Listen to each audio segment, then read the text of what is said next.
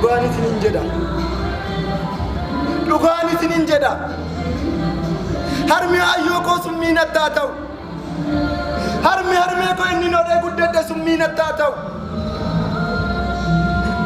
Yoo dhugaa Hacaaluu dhokse, yoon gumaa Hacaaluu baasuu baadhe, lafee Yoseef Gammachuu, lafeen Daadhii Gala, lafeen Utumaa yoo Musaa Booree taate naa waraantu. Yoon dhugaa Hacaaluu baasuu baadhe, yoon dhugaa Hacaaluu irratti taa'ee shira jire, yoon mana diinaatti hirmiyaa jee nyaate, dhugaa jirtu dhoksee sobaaf yoon dhaabbadde. Yoon garaa koof jedhee haqa ajee jijjiire.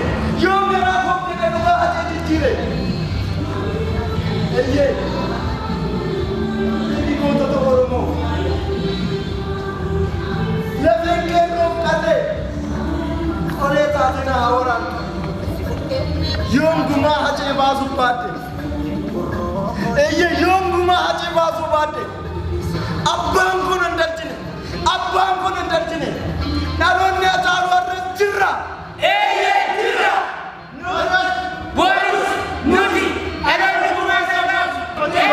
Jirra. Nutis kallattii hojii keenyaatiin kallattii irratti hirmaannee fuuldratti akkaanfanne goota keenya ifaatu. Nyaara dhoowwatu malee susnaa fintaane orooni namaatte nambara nattaawu.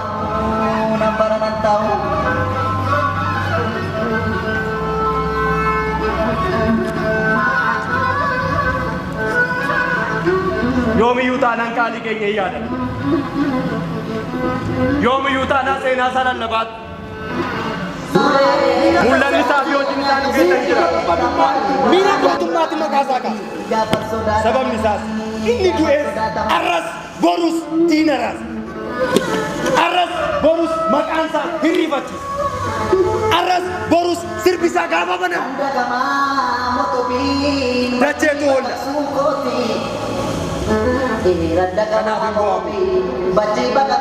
Ifaafa. Kanaafuu waggaa waggaadhaan hin yaadan. Sa'aatii fi daqiiqaadhaan hin jedhu. Kaayyoo fi mul'ata isaa waliin ni jira. Ni jira.